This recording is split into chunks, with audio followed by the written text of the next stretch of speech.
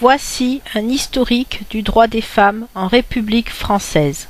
2 siècles d'évolution en faveur de l'égalité entre genres. 1791.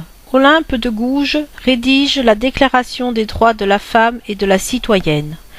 1792. La loi permet le divorce par consentement mutuel. 1804. Le Code civil prévoit que le mari doit protection à la femme doit obéissance à son mari.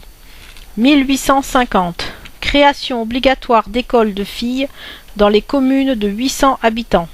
1876. Hubertine Auclair fonde la société Le Droit des Femmes qui soutient le droit de vote pour les femmes. 1903. Marie Curie reçoit le prix Nobel de physique. 1920. La loi assimile la contraception à l'avortement qui est considéré comme un crime. 1924. Uniformisation des programmes scolaires masculins et féminins et création d'un baccalauréat unique. 1938. Suppression de l'incapacité juridique de la femme mariée. 1944. Droit de vote et d'éligibilité pour les femmes. 1946. Suppression de la notion de salaire féminin. 1956. Fondation de la maternité heureuse qui devient en 1960 Mouvement français pour le planning familial. 1965. Les femmes mariées peuvent exercer une profession sans l'autorisation de leur mari. 1967. Loi autorisant la contraception. 1970. L'autorité parentale remplace la puissance paternelle. 1972. Reconnaissance du principe à travail égal, salaire égal. L'école polytechnique devient mixte. 8 femmes sont reçues. 1974. Françoise Giroud, première secrétaire d'État à la condition féminine. 1975. Loi Veil pour l'interruption volontaire de grossesse, IVG. Réintroduction dans la loi du divorce par consentement mutuel. 1976. La mixité devient obligatoire pour tous les établissements scolaires publics. 1980. Marguerite Yourcenar est la première femme élue à l'Académie française. 1981. Yvette Roudy est ministre déléguée des droits de la femme. 1982. L'IVG est remboursée par la sécurité sociale. 1983. Loi Roudy pose le principe de l'égalité professionnelle entre les femmes et les hommes. 1984. Le congé parental est ouvert à chacun des parents. 1991. Édith Cresson, première femme Premier ministre. 1993. La loi du 8 janvier affirme le principe de l'exercice conjoint de l'autorité parentale à l'égard de tous les enfants, quelle que soit la situation des parents, mariés, concubins, divorcés, séparés. Loi sur la condamnation de l'entrave à l'IVG. 1999. Création du PACS, Pacte civil de solidarité.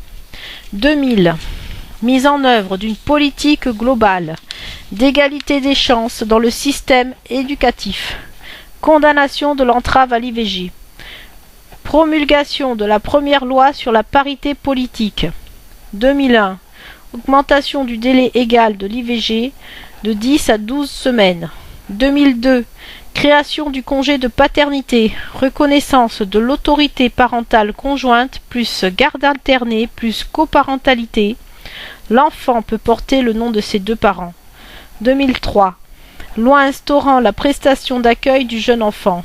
2004. La loi du 26 mai relative au divorce introduit la procédure d'éviction du conjoint violent. 2005. La loi du 12 décembre relative au traitement de la récidive des infractions pénales donne la possibilité au juge pénal d'ordonner à l'auteur de violences de résider hors du domicile ou de la résidence du couple. 2006. Loi du 4 avril renforçant la prévention et la répression des violences au sein du couple ou commises contre les mineurs, ajout partenaires pacsés et ex au titre des circonstances aggravantes. Introduction de la notion de respect dans les obligations du mariage. Alignement de l'âge légal du mariage pour les garçons et les filles à 18 ans.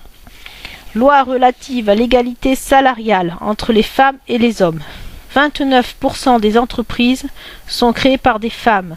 Les salaires des femmes sont inférieurs de 27% à ceux des hommes. Données d'Arez.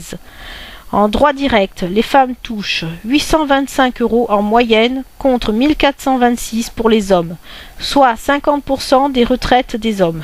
2008. Inscription dans la Constitution de l'égal accès des femmes et des hommes aux mandats électoraux et fonctions électives, ainsi qu'aux responsabilités professionnelles et sociales. 2010. Vote de la loi relative aux violences faites spécifiquement aux femmes, aux violences au sein des couples et aux incidences de ces dernières sur les enfants.